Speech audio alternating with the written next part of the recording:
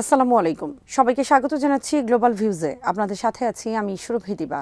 আজ আপনাদের জানাবো বিশ্বের বিভিন্ন গণমাধ্যমে যে বিষয়গুলো বিশেষভাবে আলোচিত হয়েছে।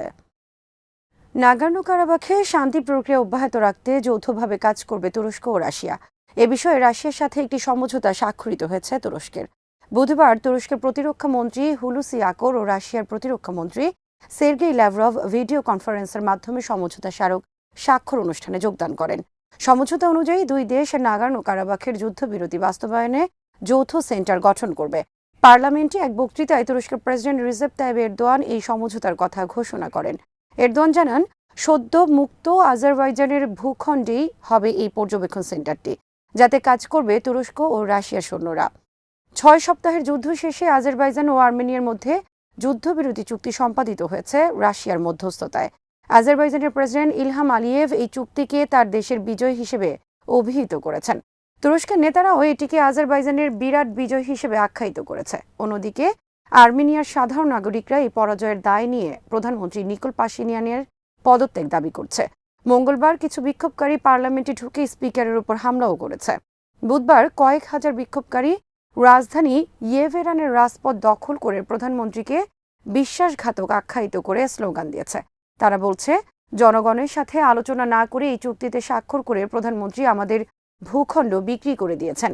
দেশটির বিরোধী রাজনীতিকদের পক্ষ থেকেও প্রধানমন্ত্রীর পদত্যাগ দাবি করা হয়েছে। আর প্রধানমন্ত্রী পাশিনিয়ান বলেছেন, এই চুক্তিতে স্বাক্ষর করা ছাড়া আর কোনো উপায় ছিল না তার সামনে। গত 27 সেপ্টেম্বর থেকে শুরু হওয়া এবারের যুদ্ধে নাগোর্নো কারাবাখের বেশ কয়েকটি শহর ও শতাধিক গ্রাম পুনরুদ্ধার করেছে আজারবাইজান।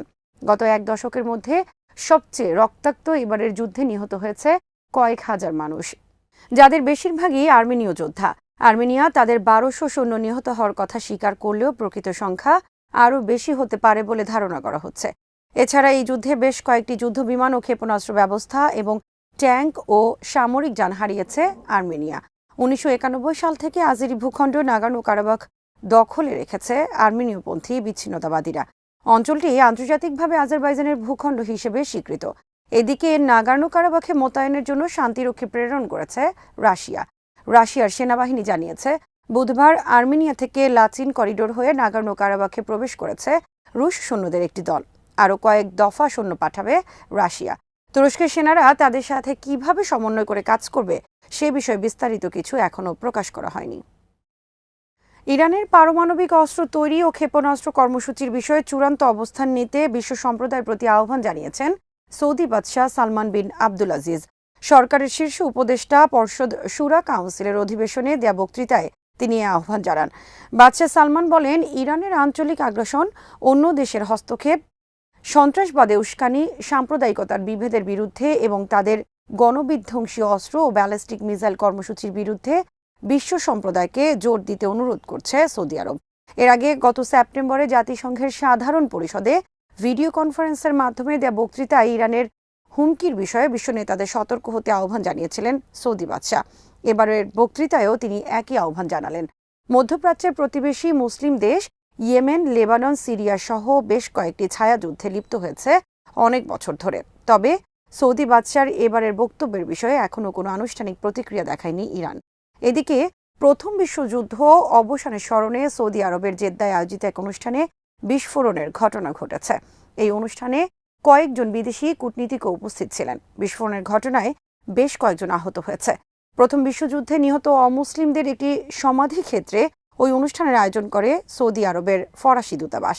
এতে ইউরোপীয় ইউনিয়নের বেশ কয়েকটি দেশের কূটনৈতিক প্রতিনিধিরা যোগ দেন।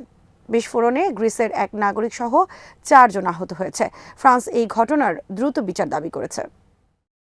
বিহারের পর এবার ভারতের ক্ষমতাসীন দল বিজেপির দৃষ্টি পশ্চিমবঙ্গের জয়ের। বিহারের নির্বাচনের বিজয়ের পর দেয়া বক্তৃতায় এমনই আভাস দিলেন প্রধানমন্ত্রী নরেন্দ্র মোদী। আগামী বছর পশ্চিমবঙ্গ বিধানসভার নির্বাচন অনুষ্ঠিত হওয়ার কথা রয়েছে। এনডিটিভির খবরে বলা হয়েছে, পশ্চিমবঙ্গ বা মুখ্যমন্ত্রী মমতা ব্যানার্জির নাম উল্লেখ না করে ভারতীয় প্রধানমন্ত্রী হুঁশিয়ারি উচ্চারণ করে বলেন, বিজেপি কর্মীদের হত্যা গ্রহণযোগ্য নয়। এজন্য যারা দায়ী, জনগণ তাদের উচিত শিক্ষা দিবে। বিহারের বিধানসভা নির্বাচনে নীতিশ কুমারের নেতৃত্বাধীন এনডিএ জোটের বিজয়ের পরদিন নয়াদিল্লিতে বিজেপির প্রধান কার্যালয়ে বিজয় উদযাপন অনুষ্ঠানে নরেন্দ্র মোদী আশা প্রকাশ করেন, তার সরকার পশ্চিমবঙ্গে যে কঠোর পরিশ্রম করেছে সেটির মূল্য ভোটাররা দেবে। বিহারে এনডিএ জোটের অন্যতম শরিক বিজেপি। নরেন্দ্র মোদী বলেন, আজ যারা আমাদের রাজনৈতিকভাবে চ্যালেঞ্জ জানাতে পারছে না তারাই কর্মী হত্যার পথ বেছে নিয়েছে। তারা মনে করছে বিজেপি কর্মীদের হত্যার মাধ্যমে উদ্দেশ্য পূরণ করবে। আমি তাদের সতর্ক করে দিয়ে বলতে চাই, এটি গণতন্ত্র, এখানে জনগণ কথা বলবে। নরেন্দ্র মোদী বলেন, ভোট আসবে জয় পরাজয় নিয়ে। আজ কেউ ক্ষমতায় বসবে, আগামীকাল অন্যজন। কিন্তু এই খুনোখুনির খেলা গণতন্ত্রে গ্রহণযোগ্য নয়। জীবন নিয়ে খেলে ভোটে জেতা যায় না। পশ্চিমবঙ্গে বিজেপি কর্মীদের হত্যার জন্য রাজ্যের মুখ্যমন্ত্রী মমতা ব্যানার্জি ও তার দল তৃণমূল কংগ্রেসকে অভিযুক্ত করে আসছে নরেন্দ্র মোদীর দল। এটি নিয়ে তারা বড় ধরনের প্রতিবাদেরও পরিকল্পনা করছে। বিজেপির অভিযোগ, গত 2.5 বছরে পশ্চিমবঙ্গে 100 বিজেপি কর্মী হত্যা করা হয়েছে। গত সপ্তাহে পশ্চিমবঙ্গ সফর করেছেন বিজেপি প্রধান ও কেন্দ্রীয় স্বরাষ্ট্রমন্ত্রী অমিত শাহ। এ সময় তিনিও বিজেপি কর্মীদের হত্যাকাণ্ড নিয়ে মমতার রাজ্য সরকারের দিকে আঙ্গুল তোলেন। নির্বাচনের লড়াইয়ে বিজেপির পরবর্তী টার্গেট আগামী বছর পশ্চিমবঙ্গের বিধানসভা নির্বাচন। গত কয়েক বছর ধরেই এই রাজ্যটিকে দখলে নিতে আটঘাট বাঁধছে দলটি। নির্বাচনের ফল মেনে নিতে ডোনাল্ড ট্রাম্পের অস্বীকৃতির মধ্যেই যুক্তরাষ্ট্রের প্রেসিডেন্ট নির্বাচনে জয়ী ডেমোক্র্যাট প্রার্থী জো বাইডেন সরকার গঠনের প্রস্তুতি শুরু করেছেন। বিবিসি জানিয়েছে, ইতোমধ্যেই হোয়াইট হাউসের চিফ অফ স্টাফ পদে প্রার্থী বাছাই করেছেন বাইডেন। দীর্ঘদিনের ঘনিষ্ঠজন রন ক্লেইনকে এই পদে আনতে চান নবনির্বাচিত মার্কিন প্রেসিডেন্ট। 1980-এর দশক থেকে রন ক্লেইনের সাথে ঘনিষ্ঠতা বাইডেনের। এরপর বাইডেন ভাইস প্রেসিডেন্ট থাকার সময়ও ক্লেইন বিভিন্ন গুরুত্বপূর্ণ পদে দায়িত্ব পালন করেছেন। অবশ্য তারও অনেক আগে থেকে হোয়াইট হাউসে কাজ করার অভিজ্ঞতা রয়েছে ক্লেইনের। সাবেক ভাইস প্রেসিডেন্ট আল গোরের চিফ অফ স্টাফ ছিলেন তিনি। ছিলেন ওবামা প্রশাসনের গুরুত্বপূর্ণ পদেও।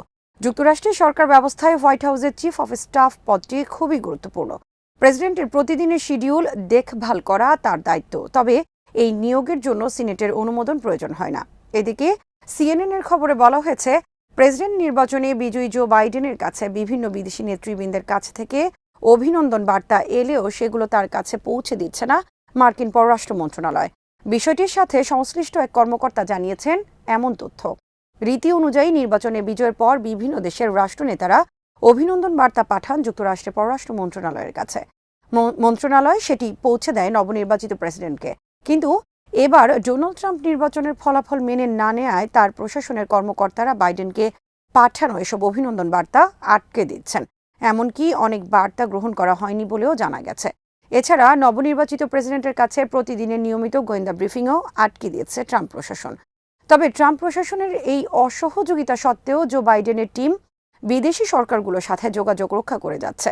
বাইডেন নিজেও একাধিক বিশ্বনেতার সাথে টেলিফোনে কথা বলেছেন। তাদের মধ্যে রয়েছেন জার্মান চ্যান্সেলর অ্যাঙ্গেলা মার্কেল ও কানাডার প্রধানমন্ত্রী জাস্টিন ট্রুডো। তবে পররাষ্ট্র মন্ত্রণালয়ের লজিস্টিক্স সাপোর্ট ছাড়াই তিনি এসব কাজ করে যাচ্ছেন।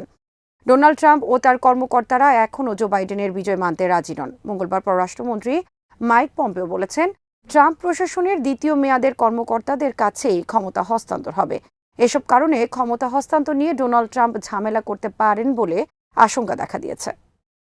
গত সপ্তাহে ভিয়েনায় বন্দুক হামলায় 4 জন নিহত হওয়ার পর মুসলিমদের উপর বড় ধরনের কড়াকড়ি আরোপের প্রস্তুতি নিচ্ছে অস্ট্রিয়া সরকার।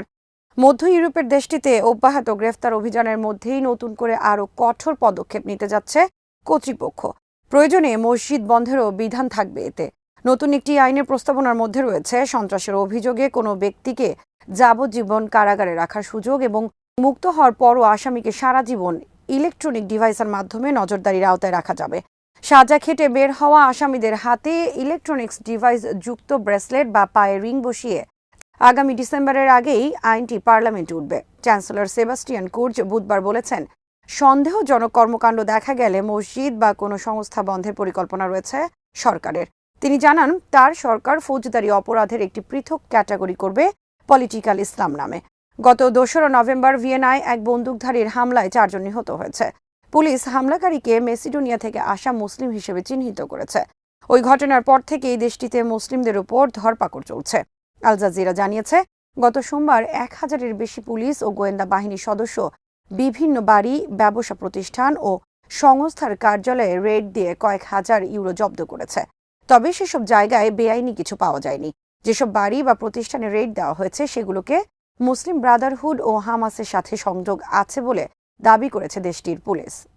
আজ এখানেই শেষ করছি। সবাই ভালো থাকুন, সুস্থ থাকুন আর দেখতে থাকুন বিডি ভিউজ। চ্যানেলটি ভালো লাগলে সাবস্ক্রাইব করুন। সংযুক্ত থাকুন আমাদের ফেসবুক পেজে। আল্লাহ হাফেজ।